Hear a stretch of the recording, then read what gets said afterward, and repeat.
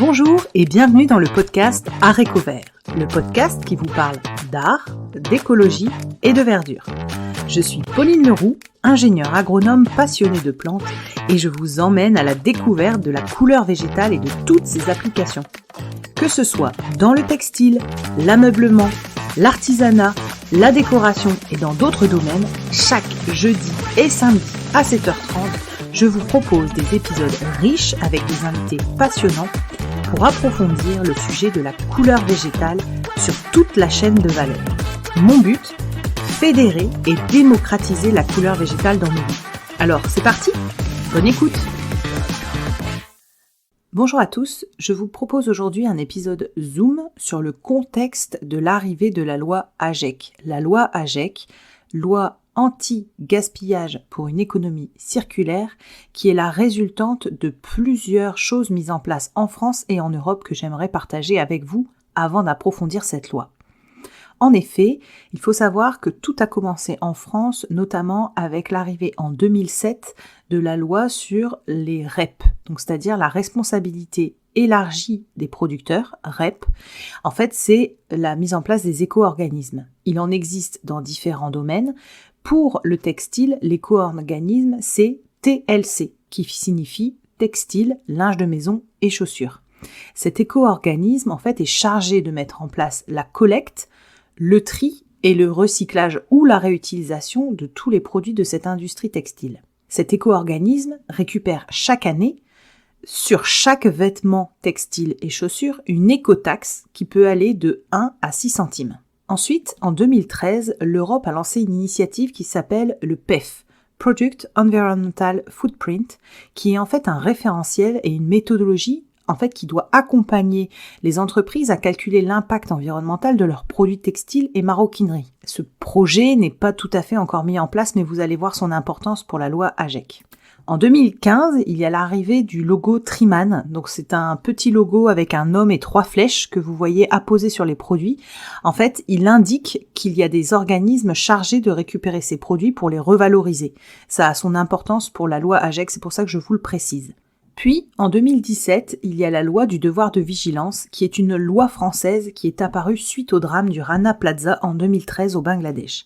En fait, cette loi concerne essentiellement les grosses entreprises qui, en fait, leur remet bien la responsabilité sur toute leur chaîne d'approvisionnement. Ils doivent en effet vérifier qu'il n'y ait pas de risque environnemental et social sur toute la chaîne de valeur de la marque ou du produit et s'assurer qu'il n'y aura pas d'autres drames. Il faut savoir que cette loi n'existe pas encore en Europe, mais qu'ils sont en réflexion pour l'élargir également aux PME et tout ça pourrait apparaître d'ici 2 ou 3 ans. Enfin, en 2019, il y a eu la loi Pacte. La loi Pacte, en fait, a aidé la création du statut des entreprises à mission. Donc, certaines entreprises, en fait, se définissent par une raison d'être et ils déterminent leur stratégie par rapport à l'impact vertueux qu'ils auront sur la société. Et donc, en termes d'entreprises à mission en France sur le textile, je voudrais citer notamment le slip français, mais il y a également la marque Aigle ou Fago. Et en 2019 toujours, mais du côté européen, il y a eu la loi Pacte Vert. En fait, c'est l'Europe qui a déclaré sa volonté d'être en 2050 le premier continent, émetteur net en émissions de gaz à effet de serre pour réduire son impact environnemental. Et enfin, la loi AGEC, donc anti-gaspi économie circulaire, qui est une loi française résultante de tout ce qu'on a vu au-dessus et qui est un mixte entre des directives européennes et françaises. Elle a plus de 100 décrets, mais les 4 principaux qui concernent l'industrie textile et qui est en train de remuer un peu ce secteur, les 4 sont, la première c'est de réduire les déchets. La deuxième, d'augmenter le taux de collecte de ces déchets, car seulement 38% de nos vêtements en France sont collectés. Le reste se retrouve dans les poubelles ménagères ou dans les décharges, mais n'est pas collecté. Le troisième, c'est d'éviter le greenwashing et de donner plus d'informations aux consommateurs. Et enfin, le quatrième concerne l'affichage environnemental. Alors, sur le point 1, réduire les déchets, il faut savoir que depuis le 1er janvier 2022, on a l'interdiction de détruire les invendus. Ce qu'on entend par invendu, c'est ni les échantillons, ni les produits défectueux, ce sont les produits qui sont en magasin et qui sont vendables. En effet, ça a été une loi promulguée suite aux nombreux scandales qu'il y a eu de marques de luxe et non en train de brûler des produits sur les réseaux sociaux. Elles ont maintenant, avant d'incinérer ou d'enfouir, l'obligation d'essayer de réemployer ces produits, de pratiquer la seconde main, de les réutiliser à d'autres destinations, de les recycler ou même de les donner à des associations caritatives. Si les preuves ne sont pas à l'appui qu'elle a essayé toutes ces démarches que je viens de citer, elle pourra avoir une amende de 15 000 €. Le deuxième, c'est d'augmenter le taux de collecte. Vous savez, comme je vous le disais, il y a plus de 68% de nos vêtements aujourd'hui qui ne sont pas collectés. Donc dans la loi AGEC, ce qui a été renforcé, c'est le logo Triman, donc ce petit bonhomme avec les 3 flèches. Maintenant, il est obligatoire d'être apposé sur les produits TLC, textile, linge de maison, chaussures. Et on doit ajouter, accoler à ce petit logo, des informations sur le produit, de ce qu'on doit faire de ce produit en fin de vie. Est-ce qu'on doit l'amener en magasin, le rapporter pour un recyclage? Est-ce qu'on doit le donner à des associations? Est-ce qu'on doit le mettre en point relais? Et il va être adjoint d'une URL, donc un site internet ou une adresse internet, pour sensibiliser les consommateurs au réemploi et à la réutilisation, ou en tout cas à la fin de vie des produits qu'ils achètent. Pour les chaussures, c'est un peu différent. Comme c'est l'éco-organisme Citeo qui s'en charge, les règles sont légèrement modulées et c'est surtout sur le carton de la paire de chaussures que va être indiquées ces informations. Ensuite, sur le troisième point qui est d'éviter le greenwashing et de donner plus d'informations aux consommateurs, là, ça va bouger fortement depuis, et vous avez dû le voir depuis janvier 2023, parce qu'il y a des termes et des mots qui sont interdits de mettre dans la communication des marques.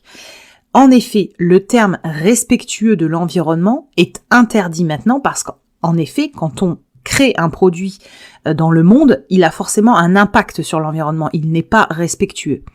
Et ensuite, le terme biodégradable qui a été utilisé à tort et à travers devra être précisé, ainsi que la mention compostable.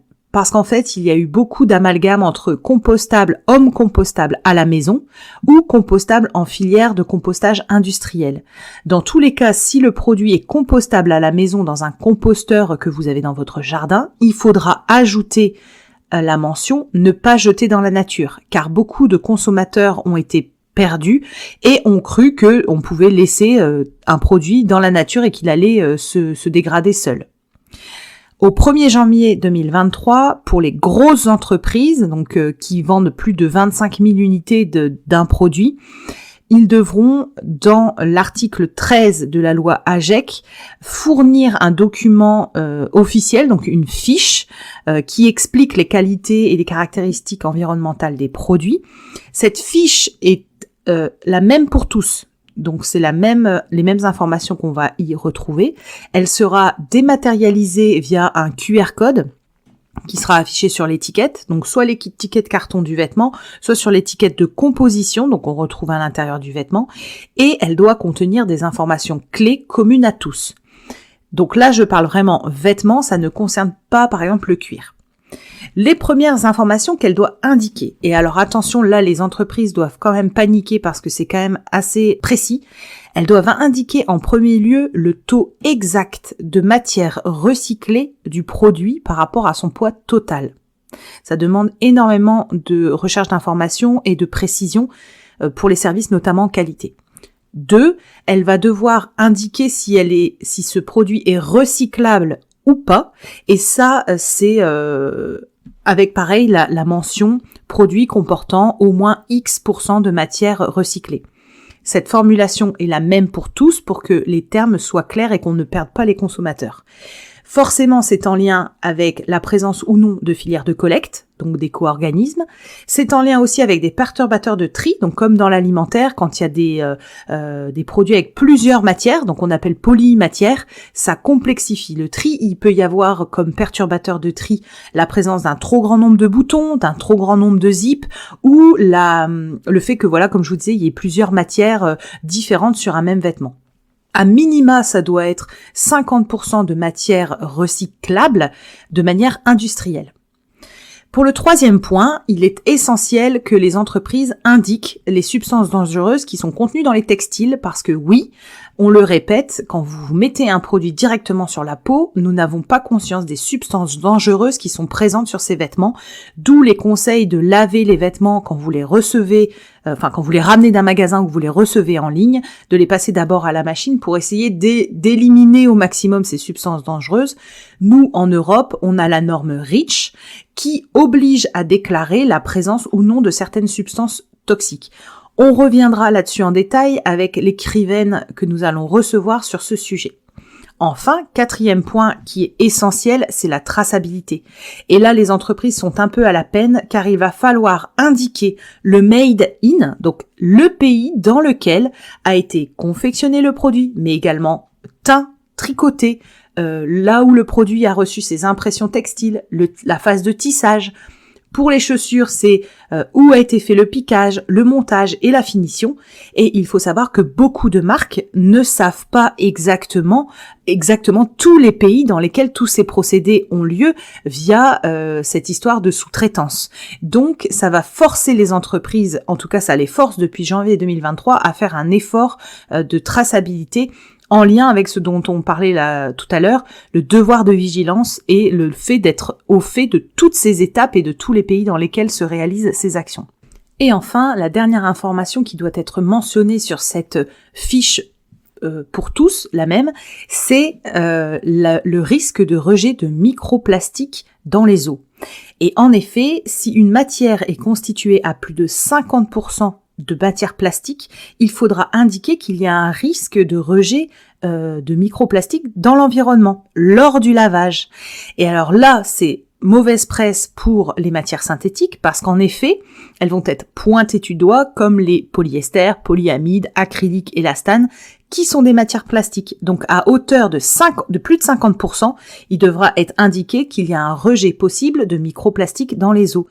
Pour rappel, nous en avons parlé dans l'épisode Zoom sur l'impact de l'industrie textile sur l'environnement. Je vous encourage, si vous ne l'avez pas fait, à écouter ce petit épisode Zoom. Et enfin, le dernier point de la loi AGEC qui est fortement impactant, c'est cette notion d'affichage environnemental. Le but, c'est que le client, le consommateur, ait à disposition de manière visuelle toutes ces informations clés à disposition pour qu'il puisse faire son choix de manière responsable. Si vous voulez creuser ces informations sur les produits que vous portez, vous avez l'application qui est le Yuka de la mode qui s'appelle Clear Fashion. Et sur Clear Fashion, on retrouve soit une sélection de les top marques en fonction du vêtement, donc un pull, une chaussure, une robe, un pantalon. On retrouve les meilleures marques notées. Vous pouvez également choisir votre marque et l'indiquer dans la barre de recherche et avoir la notation de ces différentes marques. Vous pouvez également scanner le produit ou l'étiquette que vous avez. Et à chaque fois, vous retrouvez une note sur 100 sur les critères d'environnement, les critères humains, les critères de santé et les critères animaux, donc en lien avec le bien-être animal qui doit être respecté et pour le cuir et pour la soie et pour la laine dans ces domaines. Vous avez également les lieux de production qui sont indiqués et des retours qualité des clients. Franchement, je vous invite à découvrir cette application que je trouve extrêmement complète. J'espère que cet épisode Zoom vous aura servi et éclairé un petit peu sur les différentes lois et l'arrivée de cette loi AGEC. J'ai essayé de faire au plus court, ça n'est pas forcément toujours évident, mais j'espère que ça vous a servi. Je vous dis à bientôt, bonne journée. Je vous invite à aller consulter les autres épisodes Zoom ou les épisodes avec les invités et aller sur la page Instagram Arecovert, ARTECOVERT, pour y retrouver et deviner les futurs invités du podcast, mais notamment retrouver des sources écrites de tout ce que nous abordons dans les épisodes Zoom. Belle journée à tous!